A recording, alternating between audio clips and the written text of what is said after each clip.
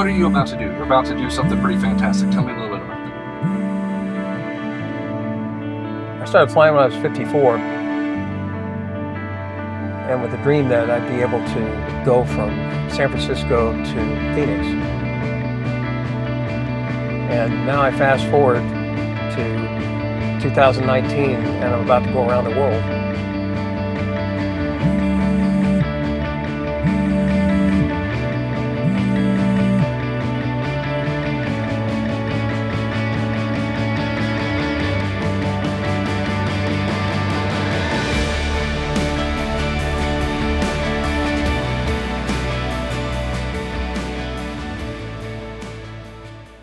What I realized is that nobody had ever flown around the world as a single pilot in an Embraer, the third largest airplane company in the world.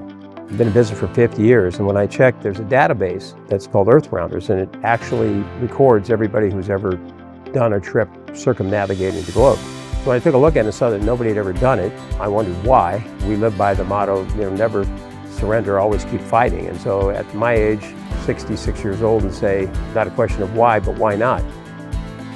I asked Natasha, and of course she said she'll follow me anywhere. And I said, well, suit up. You're the new co-pilot, even though you don't know how to fly an airplane, and we're going to have to deal with 25 different languages, and they'll have to deal with you. That kind of started that way, and then we looked at how many people had done it, and in reality, some of the names that were on there were Howard Hughes, Steve Fawcett, who flew a balloon around the world. But there are very few people. It turned out there really had been no more than 1,000 people since the beginning of aviation in every kind of airplane. Only about 130 that had done it in a twin-engine jet aircraft. Even though you would think that there are people flying around the world all the time, nobody's circumnavigating. So it became an idea of what if we did that? And what if we did it as a single pilot? And what if we did it at this old age? Nobody had ever done that at that age either. That was kind of what got me going. And then we talked to Embraer and asked them, and they said, hey, we'll support this, we'll help you plan it. And we ended up actually finding some other folks to go in their own planes to do it as a group, and it became kind of a better program where you gain a lot of friendship along the way as well. So that pretty much in a nutshell, it was a question of why wouldn't you do it? See, my grandfather was a very famous World War I fighter pilot with 18 confirmed kills in World War I. My father actually was one of the highest combat pilots in World War II, flying a B-25. Had 197 combat missions, pretty much unheard of, when typically a lifespan was 2 or 3. Unfortunately, both of them passed before they ever knew I learned how to fly. But that's always been a passion to try and follow in the footsteps of those great aviators. I was 54, and I always looked at doing it someday, and the problem was everything was always about money, and so I kept working all the time. But I finally realized that you can always make more money, but you can't make more time. I actually went to a flight academy with a bunch of other 19 to 25-year-olds when I was 54, and felt a little bit out of place, but I went, checked into an apartment, and lived there for 2.5 months, and flew every day, 6 days a week, to do my private pilot and my instrument license. And then from that point on, just kept progressing and fly a lot. So, I've flown over 4,000 hours in a short period of time. Most people don't fly 4,000 hours in a whole lifetime. At this point, I think that it's important that life is all about experiences. And certainly this experience is one that I think I'll have a hard time ever beating.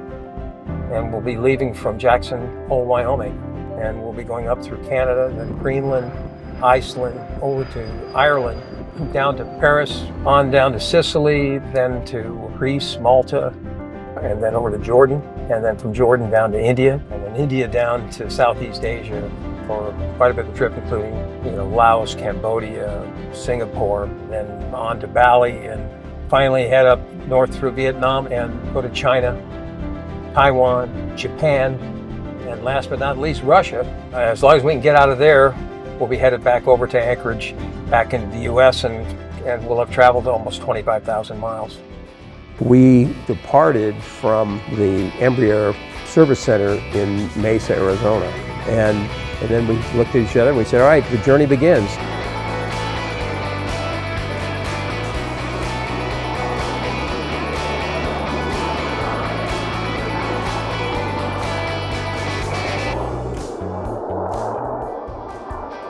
the first leg going to Greenland is the most exciting, because what is Greenland? I mean, I always pictured Greenland. It's the largest island in the world. It's not really green. And that's what we found, is that they have them mixed up.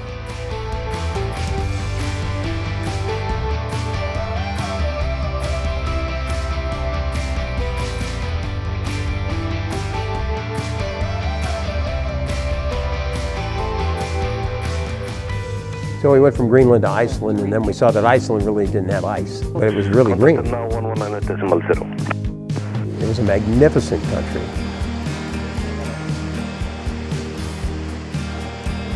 We went to what they have with the silica baths, which is these massive ponds, which is full of silica. And then from there, we blasted off again over the North Atlantic and headed to Ireland.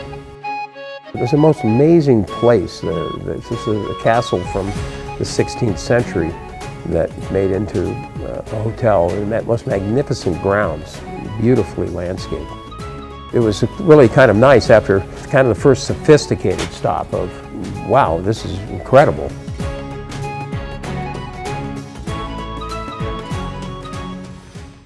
So now we've left Ireland and we end up in beautiful Paris. The city of love.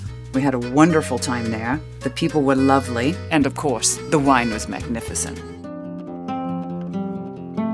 And now we arrive in Sicily, the land of olives, wine, volcanoes. And there we have the most glorious, glorious room.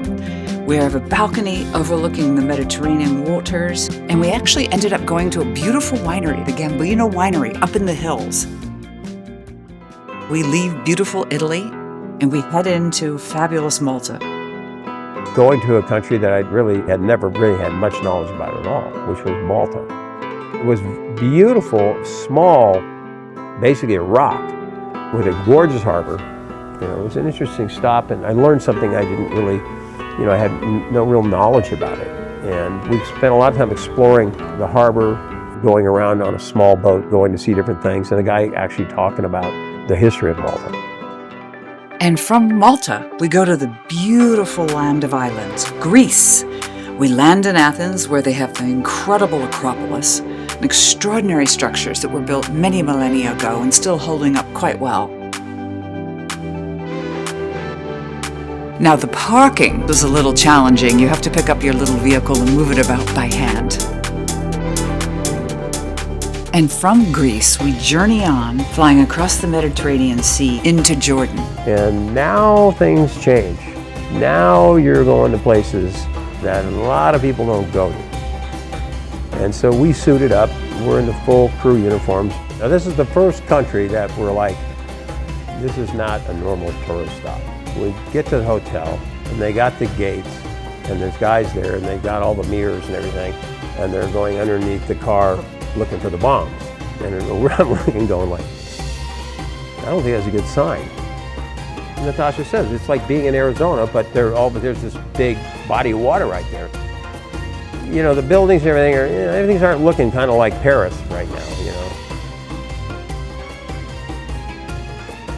And we get in a car to go out to Petra, and we drive for, 2 hours through barren dirt. We finally get to Petra to see that place. And it's this massive red stone walls meandering through, and we get in there and all of a sudden, wham, we hit it, there it is. And you're like, oh my God, I saw that. Where's Harrison Ford? After you, Junior. Yes, sir. And then the camels start appearing, and then you start getting into the history of this thing, and it's really, truly incredible that it even exists. Who did this? How did that happen? How long ago was that done? I was just taken away, and as a builder, I look at this and go, how did they, they don't have any equipment, so how did they do that?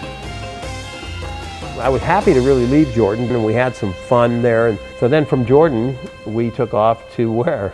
Dubai. Unbelievable. They built this city in the middle of nowhere. We stayed in the hotel that looks like a sail, and our hotel room there was a 2-story, 3,000 square foot hotel room. It was the most opulent thing you'd ever see. We went out in the desert to basically go on all these dunes and Range Rovers. And so we had these guys, didn't speak English or anything, but we're in the back seat and they decided to give you a thrill ride. And we're going up and down these huge sand dunes, drifting, and the guys are coming from every direction. And I mean, I'm getting sick in the back, things going all over the place, and sand flying all over the car. I mean, they're putting on a show. I think Dubai was definitely a great spot and something that everybody should see beyond comprehension.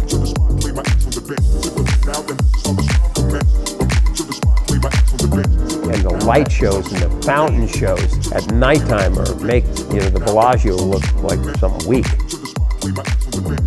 I mean, they were not about to let anybody outdo them. But now we're going to go into India. Well, where are we going to land in India? In Agra. And why are we going to Agra? Well, that's where the Taj Mahal is. SK 590, contact Kolkata, 13225, good day. 13225, got about 590, good day.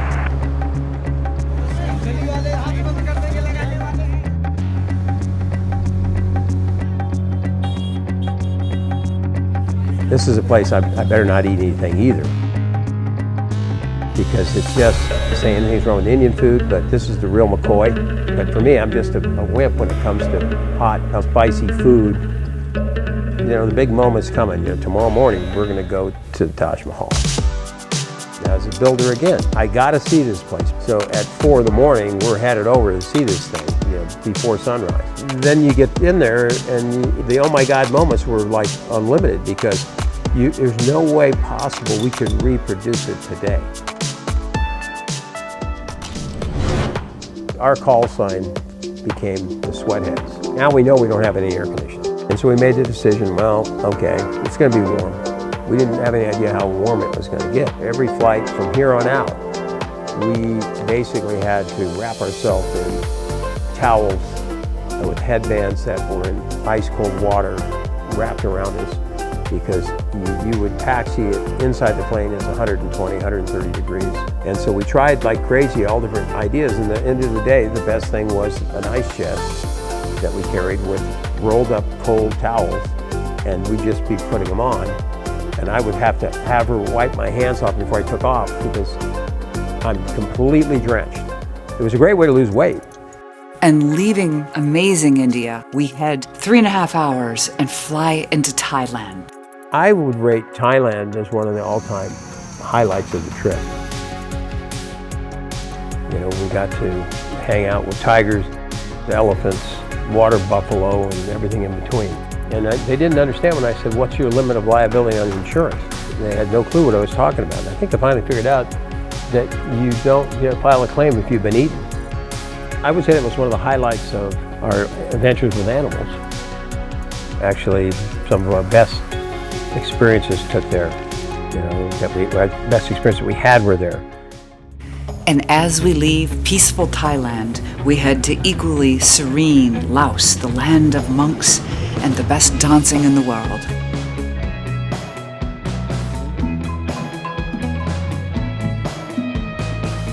Once we get there, we get on our bicycles and pedal down to the local town, where we watch local weavers making exquisite handkerchiefs and wall hangings. And we go for a sunset tour on a slow boat that really does go to China. From Laos, we fly to the country of Cambodia, past the Gulf of Tonkin, to where all of the people are living on little houseboats and fishing every day off their back dock. We have a chance to trek through where we see some of the most magnificent temples anyone has ever conceived of. So in Cambodia, we're fairly certain that that's where Halloween was invented, because the monks come by in their beautiful orange robes and they stand in a line every morning. And in return for teaching, the village people hand out rice and vegetables and other things to the monks, and thanks for their servitude.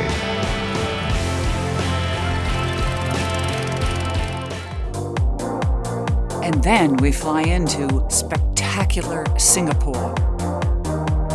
I know one of the highlights was the gentleman that runs all of the South Pacific for Embraer went to the trouble tracking us because the company was tracking the whole route, and 3 of the main people came over to our hotel, brought a Singaporean flag, made a big deal about it, and it was kind of cool because for them it was that guy had been with the company 30 years, and it was a big deal that you were flying this plane around the world, one of their planes that he represents and has for 30 years.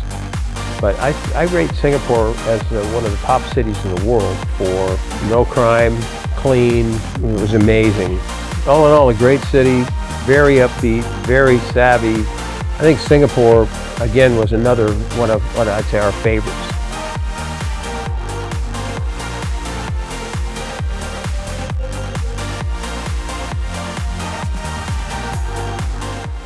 On into Indonesia, fabulous Borobudur and Bali.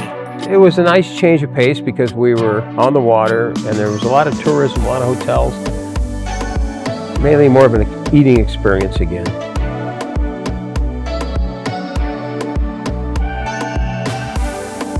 And Bali, what does one need say?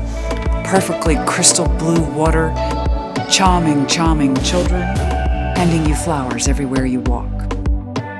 We also went to a tofu factory / goat farm. I thought the goats were what they made the tofu from. Yep, this is where you make all of the good stuff. It was incredible to see how bad they were making this stuff, and you will never eat anything if you see this. Yeah, it doesn't get any better than this. And now on to Malaysia, where we popped in for a spot of teppanyaki. Again, beautiful oceans, gorgeous beaches, and astonishing temples.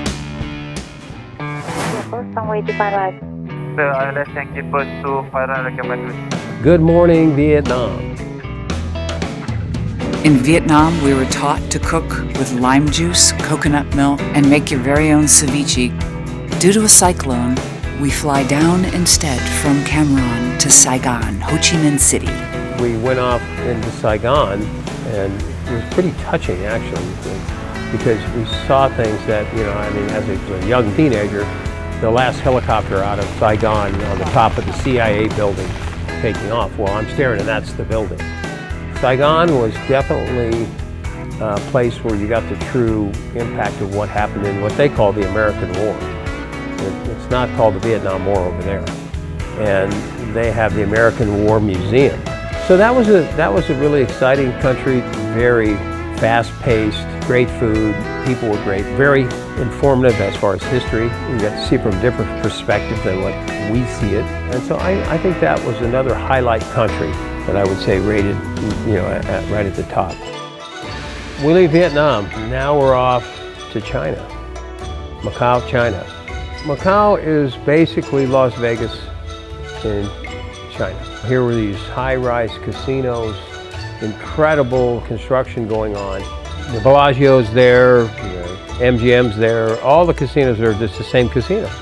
But really we were there as just a way to get to Hong Kong. So we got on these helicopters, and they were big helicopters, and we flew into Hong Kong, and it was really quite a sight to fly into really probably the most spectacular city on earth.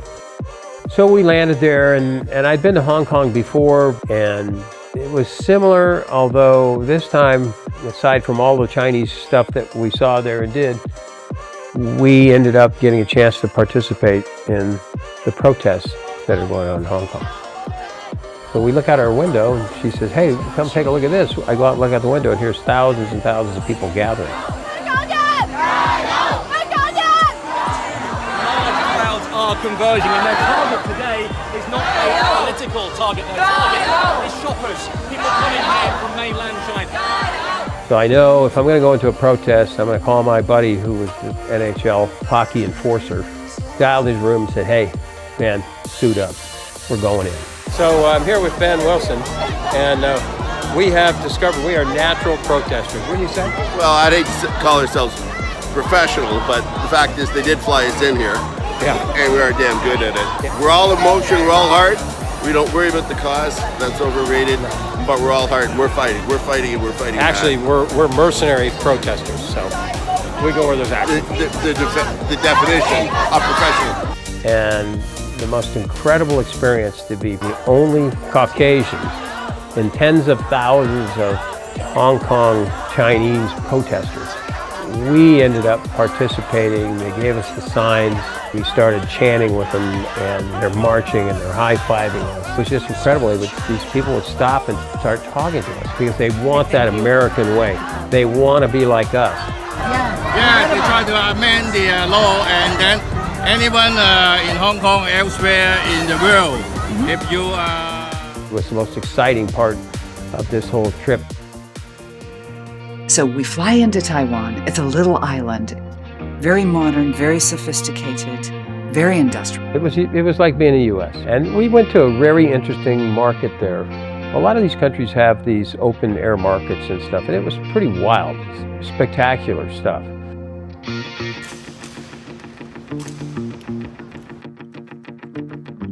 Leaving Taiwan, we were going to Japan. Now this was one where the weather was really bad. When we came in there, it was pouring rain and we were down to 200 feet, which is the minimums. 200 feet is low, that's the absolute minimum. We don't see the runway, we have to go around. It's called going miss. You're gonna end up turning around and going to a hole till the weather gets better. So that was probably the worst weather we had on the entire trip. And so we went into Japan, then we went to the bamboo forest. Forests were incredible, solid, thick, and I didn't ever realize bamboo could grow 3 or 4 feet in a day. As a builder, again, you know, they use bamboo for scaffolding instead of metal. We went for a dinner, we went to a geisha house.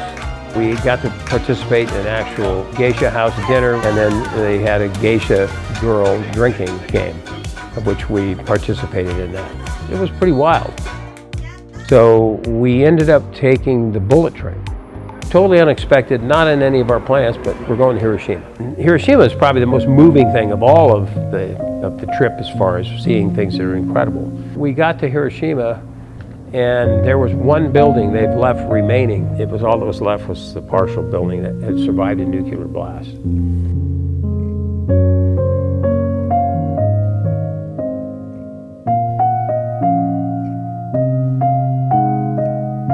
And then from there, we went into the museum. The exhibits around it were all artifacts that were recovered that had gone through the blast, and it was unbelievable to see what happens in that kind of an event. And you know, there would be, you know, literally things pressed into the side of a building, you know, metal and glass melted into nothing, and you just, everybody walking through this place never said a word. And then we went to the sumo. Because there's no way to really describe, you see it on TV, but to be really right together this close with a sumo wrestler that weighs, I don't know, 500 pounds. Another guy said, come on, let's go backstage. You know, you're not supposed to go back there, right? We sneak around, we go in the back, and then here we're right but with these guys. You know, they're coming out and they're just like these monster guys. You know, those were memories that you know, stick forever. So now we're starting to see, we're like, okay, wow, we're almost done. We went to Asahikawa. It's about as far north as you can go in Japan. Pick up petrol before you make the leap over to that side of Russia, to Petroplava. It was also great because we're leaving Japan and we know that the next stop is Russia. In my life, I can't even ever imagine that I would be literally going to Russia and let alone flying into Russia. So that was a milestone that you just go like, I can't believe this at all. Runway 165, clear to land. So we landed the plane, we taxied, we passed all these MiG fighters and bunkers and helicopters because it was a military base. We pulled in and we opened the door. The guy comes up, says, you know, I look at plane. And I see him go in the plane and I watch him, and then I see him go up to look in the dash and I see him do this. And he's taking selfies of him in the plane, you know, smiling, clicking away, and I'm like, they're no different than us. Just being there was just like mind-boggling. I mean, just couldn't believe it.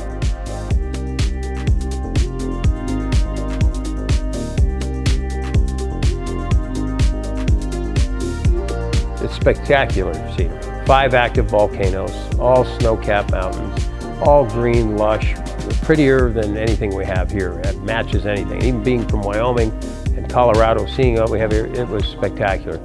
Now we're going to leave Russia, and we keep getting closer and closer till we're coming to the end of this trip, which is a weird feeling because everything starts to just feel weird. You're always looking for the next day, the next adventure. But we departed Russia, and that was the most spectacular departure too. We flew through those volcanoes, and it was a magnificent day. And we learned that that whole mountain range runs all the way from Russia all the way down to Alaska. The one big event going from Russia to the U.S. is we're going to cross the international date line. In and crossed into U.S. airspace, the guy in the lead plane, all of a sudden on our radios in the family channel, the music Born in the USA came on. And he had turned on his iPhone with Born on the USA and just playing it over the radio. And it was a pretty incredible feeling to say you've made this journey. Because once we hit the US, you'd made it all the way back. We landed in Anchorage and we went to customs. You have to clear customs after 72 days. And all the countries we've been, everything went easy and smooth and they were nice. And when we got to the US, they weren't. They're nicer to us in Russia than we are in our own country. The woman, you don't get out of the plane, you stay in the plane. We're like, Can we go to the bathroom? we just got back. We've been around the world, you know.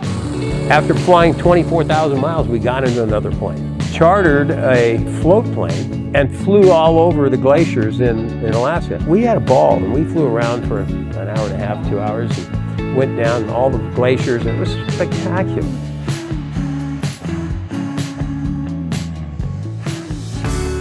So now we're going to fly to Seattle, the last stop of the trip. We get to Seattle, no big deal. Now we're back in the real world. For me, the fact that we did it together was really significant. She is a non-aviator who handled the radios in 24 different countries, who rode side by side with me, fearless in this adventure and supporting me in that adventure, which was incredible. I don't think she would have ever planned to do it herself. And so the fact that she signed up and said, I'm in, was a pretty good deal. The biggest part about it was coming to the end, you realize you just did something that's hardly ever been done. You find out that you're the only person that's ever done it in an Embraer. You realize you did it without a co-pilot, even though she's a great companion in the seat and worked the radios. Had anything happened to me, she wouldn't have been able to take the plane.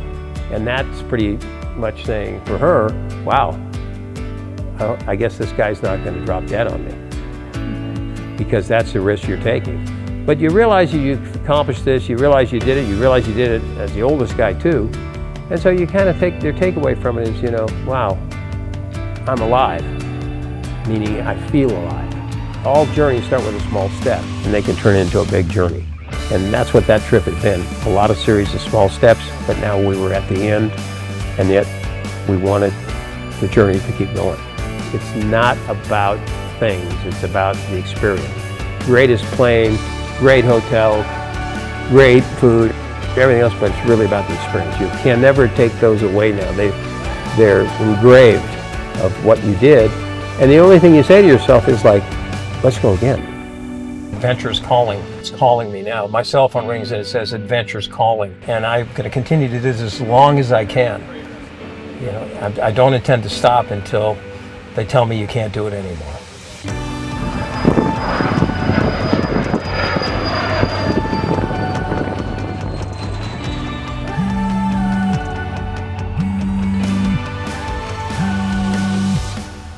Hello?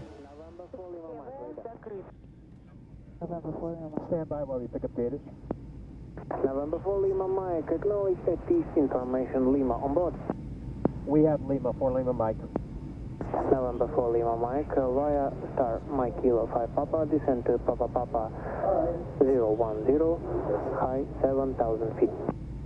Okay, you want to set 7,000 at Papa 010, 4 Lima Mike. November 4 Lima Mike, you're number 2 to land. Number 2, 4 Lima Mike. Петропавловск, круг 7202, день добрый, точка Самик, эшелон 150, заход Самик 5 Альфа, далее визуально. Информация Лима на борту имеет. 72022, прошли Самик, азимут 260, удаление 52, подход Самик 5 Альфа, на халтырку снижайтесь 250, давление аэродрома 756, после халтырки рассчитывайте заход ПВП. 022, снижайся на халтырку 1150. We're going to be landing there. That valley. Got to be, right? Yeah. Papa 12. So we don't have a Papa 11 in here. Okay. Yeah. They said 010. Pop up 010, right? Is that okay? Yeah, we're okay. Vertical track. Yep. It starts down in just a minute. Okay. I'm going to take a couple photos, okay? Okay. It's pretty spectacular.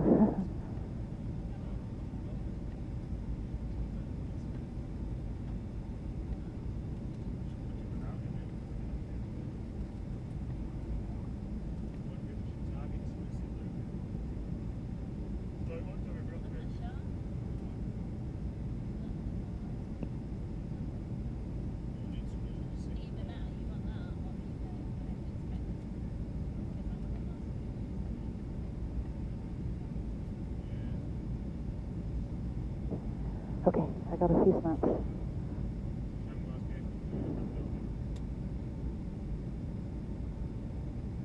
So I guess the snow probably never really melts entirely on these peaks. No. Too high. No.